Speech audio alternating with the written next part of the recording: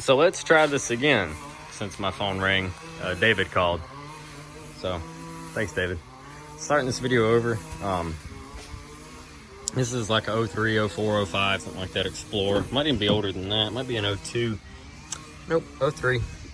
This is a 03 Ford Explorer, and this is a common problem. This is a base model truck. It's got the 4-liter V6 in it, the junkie motor. But what we're working on today is, I just got this Ford Explorer a few days ago, and I noticed while driving around all the time, the door ajar light was on. It would not go off. It doesn't matter if it's running or it's not. It just stayed on. It has nothing to do with the motor running or not running, so I don't want to hear that. It's literally, the door's open right now, yes, but even when the door would be closed or something, the light would stay on. And so I fixed that this morning. I'm going to show you how. So what I did was I put the key in the ignition, turned it on. Now, a lot of forums and stuff will tell you that the little switch inside the door itself is bad. And it could be. It could be. Now, the other trick is the lubricant method. And this seems to work 9 times out of 10 on these Rangers and Explorers and even the Expeditions. So I didn't have WD-40, but I had this brand of fluid, which I am not endorsed by. And I took this brand of spray fluid, which I am not endorsed by. And you go around and you just start spraying up in there. And then I like to spray this little rod right here, just because eventually if those wear, they go clack, clack, clack when the doors open and close. And essentially after I did that, I just went, let me move that so it doesn't spray the door. I went around and I closed every door, and I opened them 3 or 4 times, and I shut them hard. And when I tell you I shut them hard, I mean, I'd spray and give it a little slam to free up whatever might be stuck in there. And you notice the light is off. It ended up being the passenger side door on the front. Now, if you look it up, a lot of people say it's always in the driver door, that it's the wiring in the driver door or the switch in the driver door is just worn out. But no, not in this case. In this case, it was the passenger side door that had up and died on us. And after I sprayed it and slammed it a couple times, no more light. And this is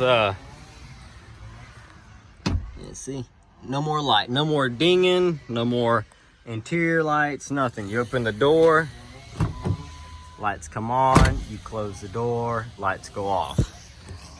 And now that's one less light on the dash. The next thing I'm going to address is the service engine light, which I don't know why that's on yet. I haven't scanned it yet, but this was pretty much a free Ford Explorer, and we're just trying to sort out a few issues without spending any real money. It does have a valve cover gasket leak, which I will address. This plastic bolstering was coming off the side of the seat. It was broke. I took a self-tapping screw and screwed it to the metal bracket underneath there just to hold it up. It's not as pretty because there's a bolt in it, but it looks a lot better than the plastic falling off. So not too bad. Not too bad. It's got 200,930 miles. And like I said, we're going to try to fix as much as we can without spending any money. So the self-tapping screw was free, came out of the junk drawer. The PB blaster had on a shelf, a couple bucks a can, you know, and sprayed everything down. And now when we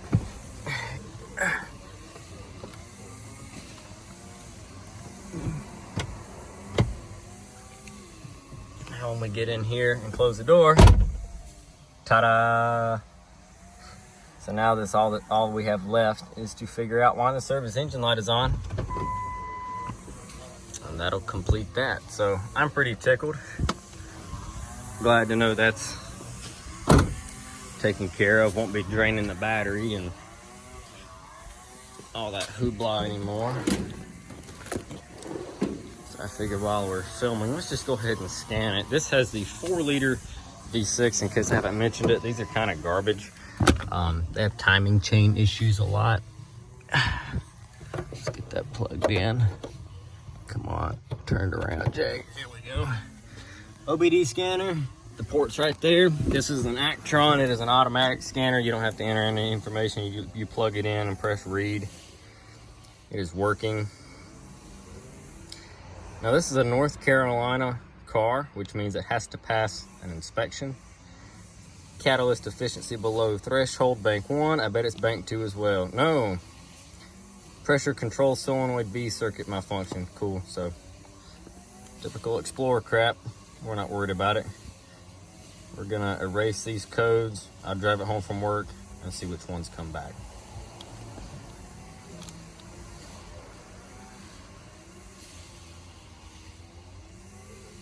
No codes. All right, cool. So it's reset.